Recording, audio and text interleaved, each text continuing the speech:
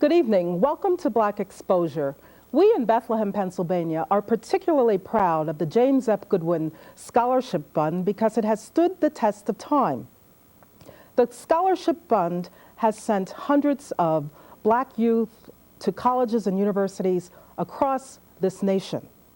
This evening we have with us the current president of the James F. Goodwin Board of Directors, Fred Middleton.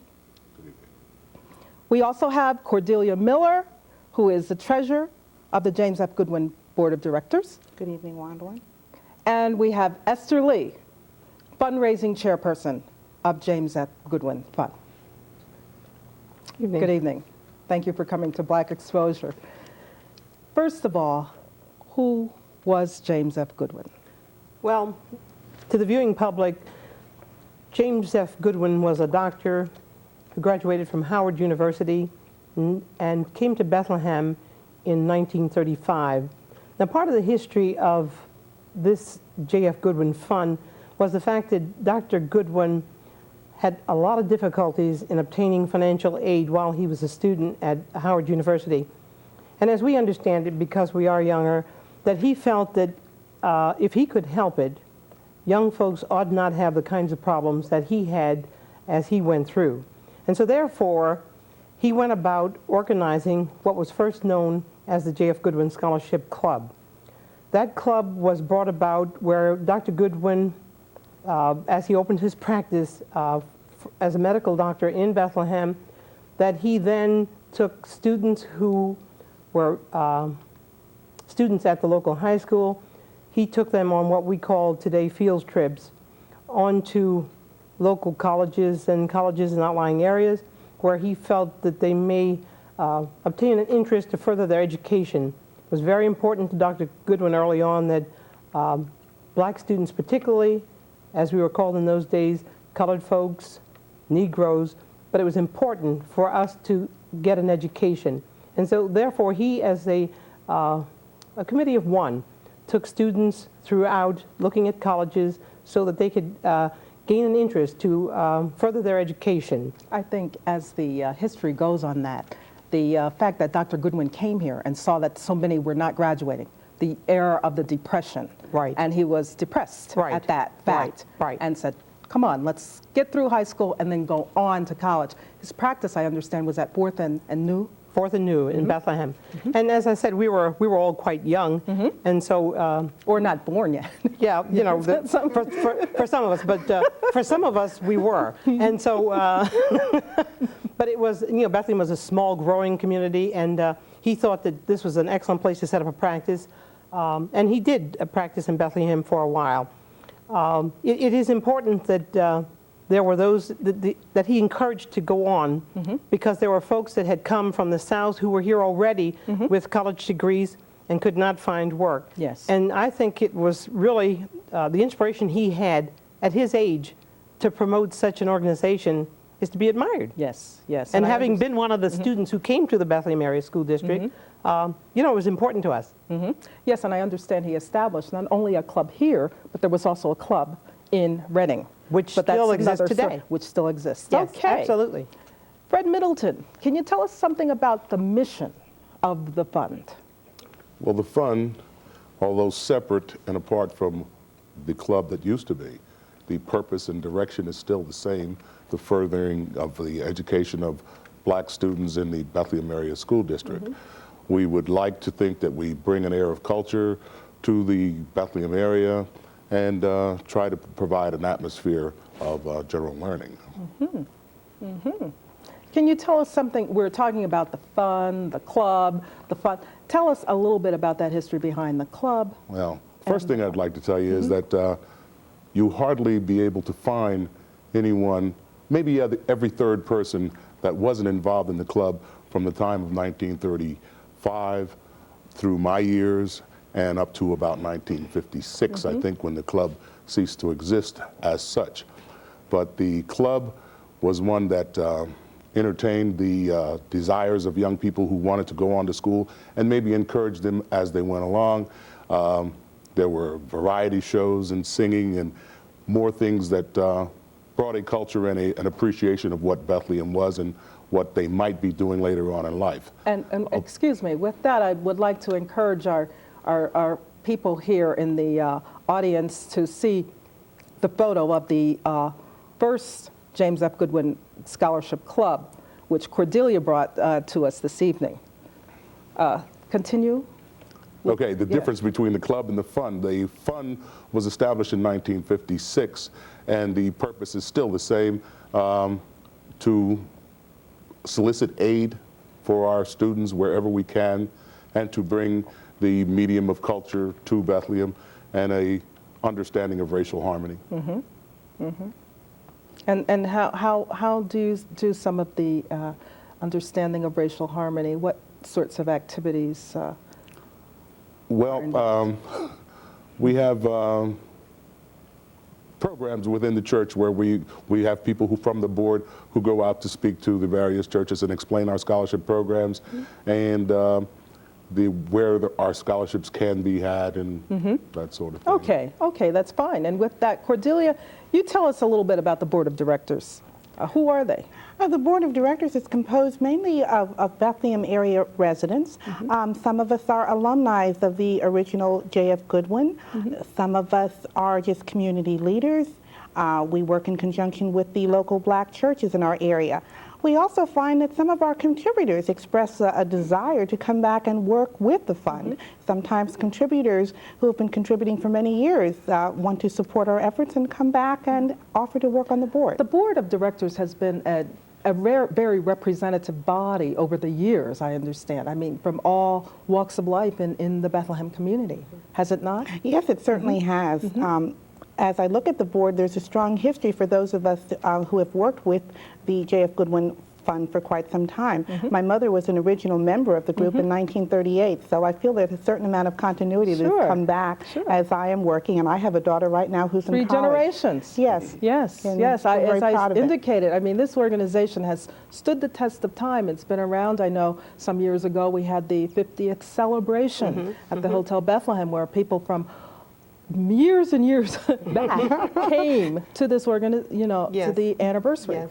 In fact, it was wonderful. Dr. Neese, if I could inject this, that they enjoyed it so much that even at this point in time, they've come together and organized themselves an alumnus so that they can get together still. They yes. enjoyed themselves so much yes. that they're doing that now. I do. And we also have in our representation on the board, we have parents that we want to have, and we include parents that have students that are now enrolled in the district, so that we keep mm-hmm. a well-balanced board. You know, that's interesting that you mentioned parents, because when I was doing some discussion with members of the community about the organization, one role they mentioned was the parental role. You know, yes. we in education are always talking about get the parents involved. Yes. Parents have always been involved in this organization. Yes. And the individual I talked with said something. Dr. Goodwin would come around and say, "We want your son or daughter," and the parent was there with the son or daughter. Right. And part of that was that annual program that that we had annually. Mm-hmm. That Dr. Goodwin himself would come, and he mm-hmm. was the main speaker. Mm-hmm. A program that started at 5, and we wouldn't get out of church till 10:30 because that program that he kept talking for 2 hours. Yes. Where he encouraged parents, and we as the students were encouraged just by listening to what went on and what was going on in the world. He kept us current. He was a very inspiring person. Absolutely. I mean, I can recall some of his, he was very elderly by that time, and just so inspirational. But back to Cordelia here, when we talk about acquiring funds for the organization, what are the principal means of getting this? We maintain mainly on the goodwill of our community. We have a fund campaign once a year. Mm-hmm. We receive a lot of our contributions from the local churches, local black churches in our area.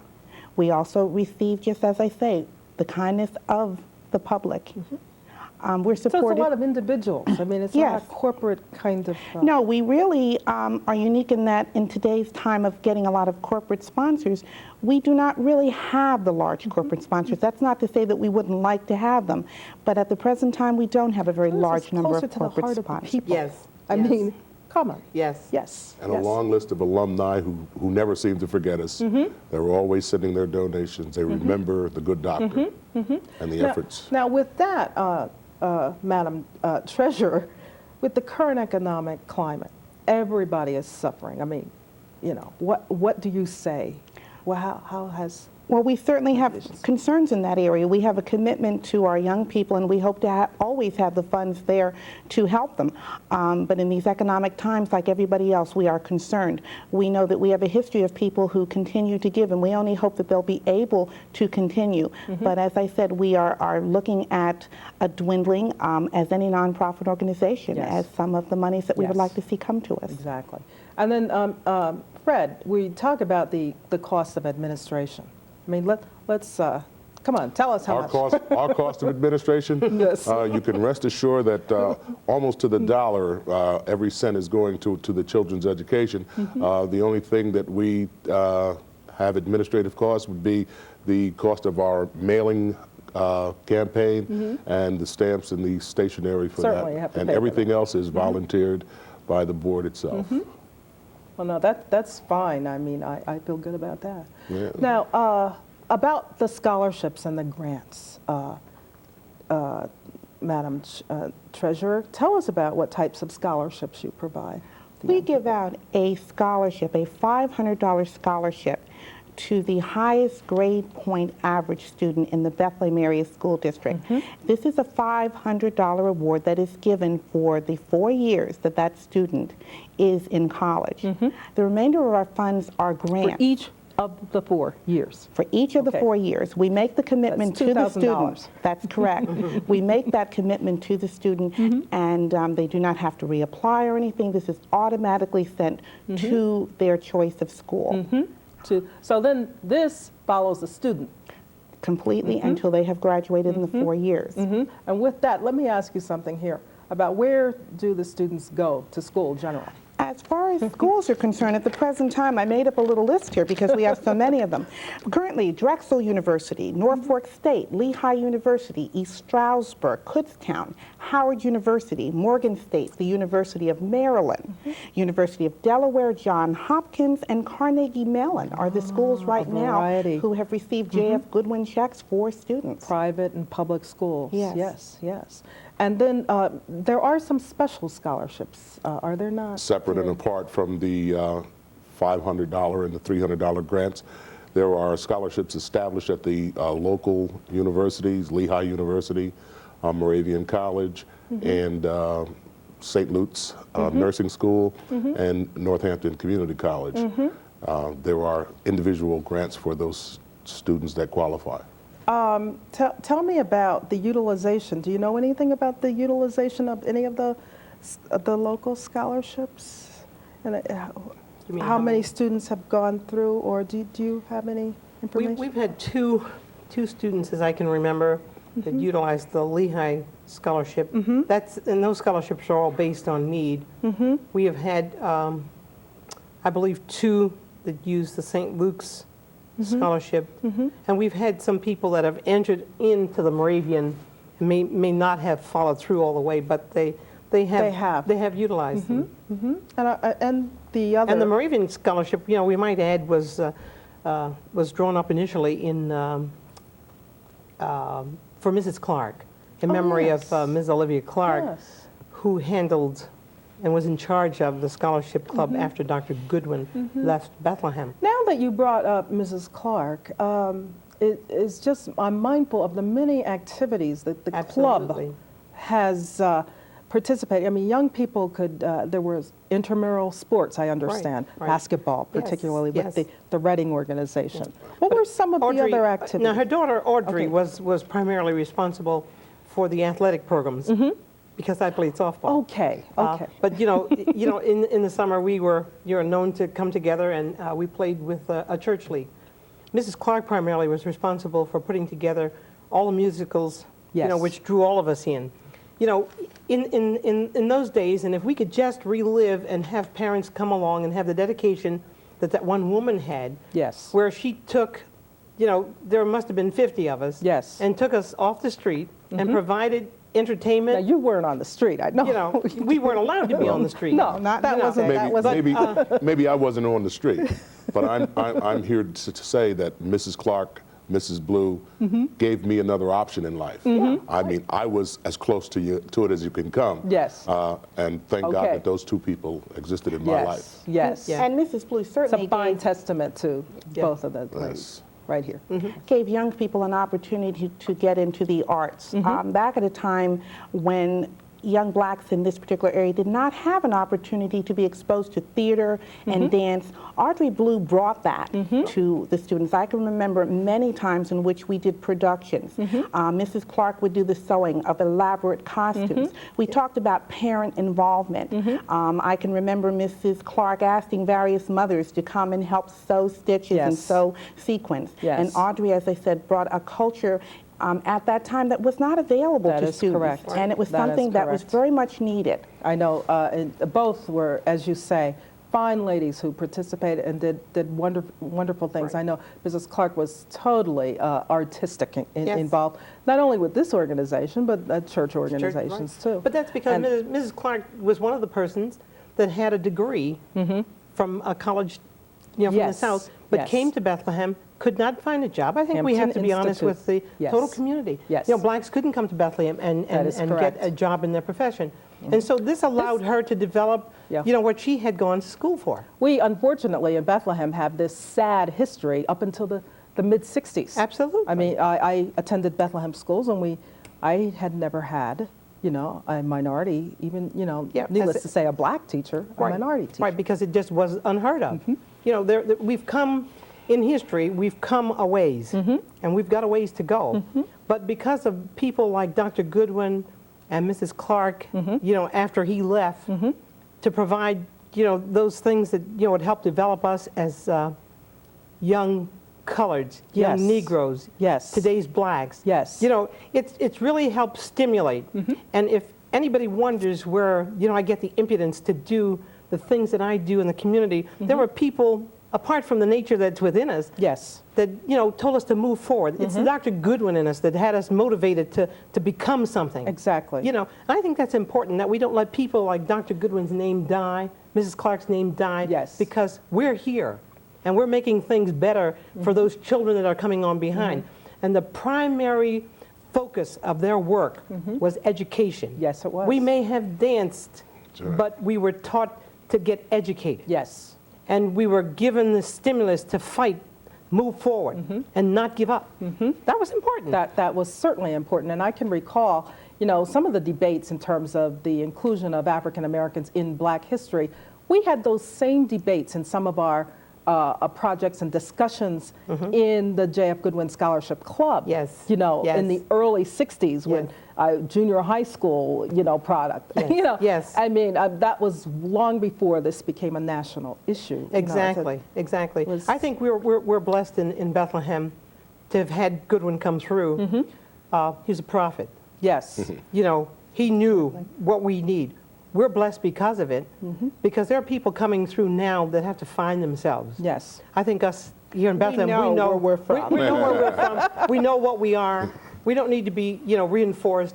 I didn't have a role model, you know, as a black teacher in the community anywhere, but they taught us to stand up. You know, we used our imaginations. There were lots of things we were taught to do, but it's helped us survive. And I think, as I said before about the history of this organization, its age, I mean, besides Yes. the church, which has definitely been a foundation in the African American community, Right. but this organization has been here too. Yes. And you know, and it has to be. Yeah. I haven't done the research on this yet, Yeah. but it has to be one of the few organizations that has this longevity. I believe you know, it because, you know, of its kind. You know. recently we did a show with the United Negro College Fund. Oh yes. And in fact, during last year, I had an opportunity to meet with one of the people from United Negro College Fund. And I was astounded to find out that J.F. Goodwin is older in history than the United Negro College Fund is. You know, it's broader because of its nature, but we're local. We're here in Bethlehem. We touch you. You know, we touch your children. You know, we make everything come alive, which is right here. That's important. And now we're coming back home again.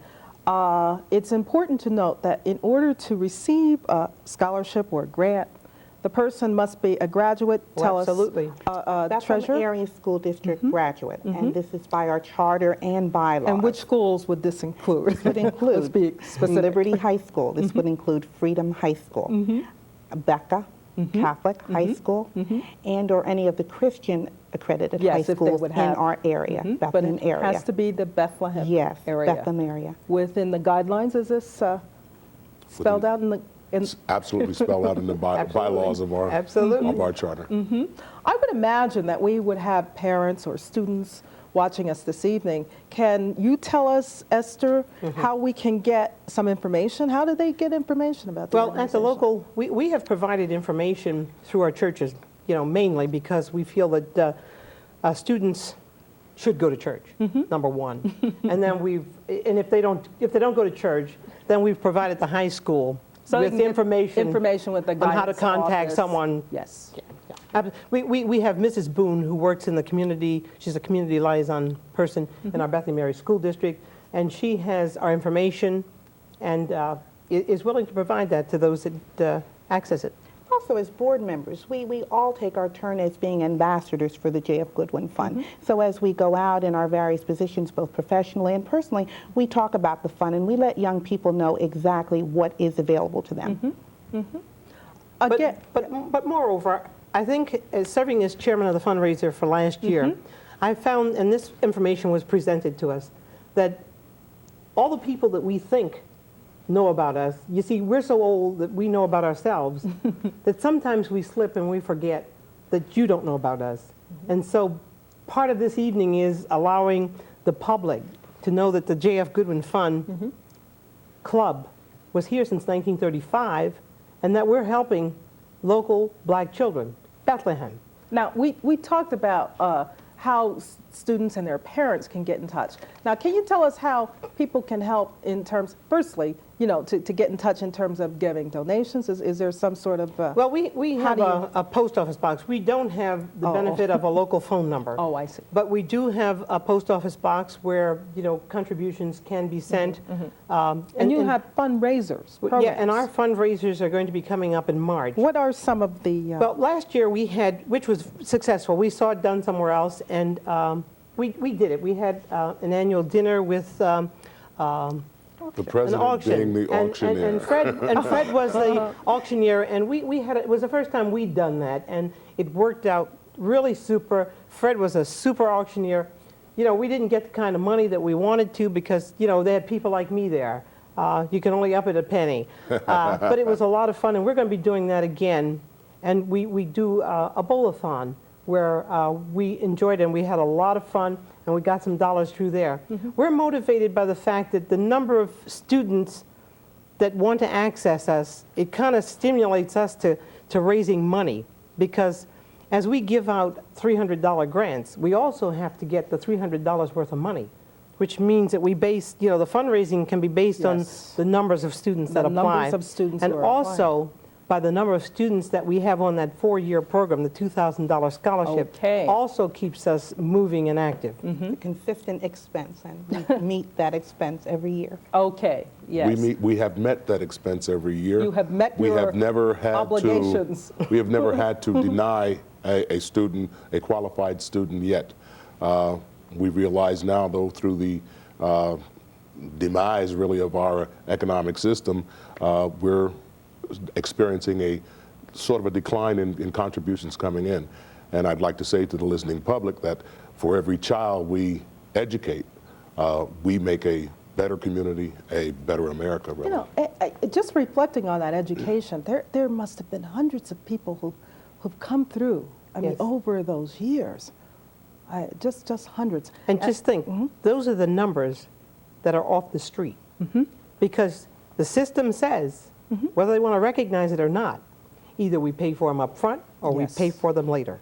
Exactly. And so by educating, and this is a plug for fundraising, that the money that you send to us now and it helps us to send the student on to... Costs more to keep them in prison. Right. That's right. I was going to say the cost to keep them in prison today Yes. is a lot more.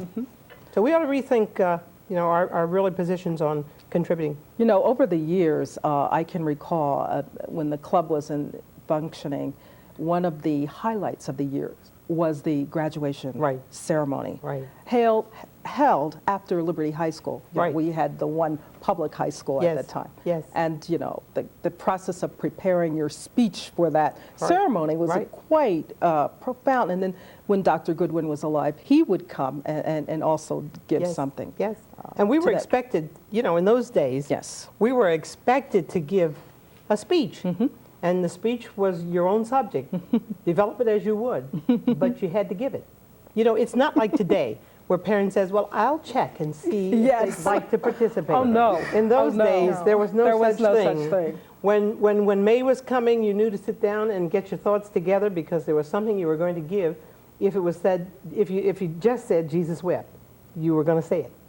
That's right. I think that's important. If you would excuse And we a all personal sweated note through here, we those did- presentations. We did Robert Frost, "The Woods Are Lovely, Dark and Deep." Yeah. But I have promises to keep Yes. and miles to go before that was my theme, Yeah. before I sleep. Yes. Because, too, Yes. J.F. Goodwin required that. Yes, yes. Yes. And yes. we're better because of it. I think each one of us, Cordy, and I look at Cordy because we're all in a different generation, and each one of us is doing something. As you know- Cordelia pointed out, she's a second generation, and then she has her Yes. her daughter who is now in college, or Yes. Yes. third generation, and Absolutely. through the organization. Yes, and so Yes. it has its worth. There's absolutely no question. And Fred went on to what school? I forget. North Carolina A&T. Yeah, and so I think- everybody had their course. Yes. I think as we sit here this evening, we find that this has been a labor of love, I think, because, each one of us has been touched by the organization. And, as I sit here and I think it chills somehow run up and down my spine because of the importance that it has on so many of our lives. If people And- could just review, coming up in an area where you have so little, and a man like Goodwin comes along, and he takes you for a ride, and you ride off to a place that's pretty. And I can just envision how those first graduates felt when he'd take them off to these country schools. It just must have been a joy. Thank you. And with that, we would like to thank all of you for coming to Black Exposure and talking about the James F. Goodwin Scholarship Club and the Scholarship Fund. Thank you and good night.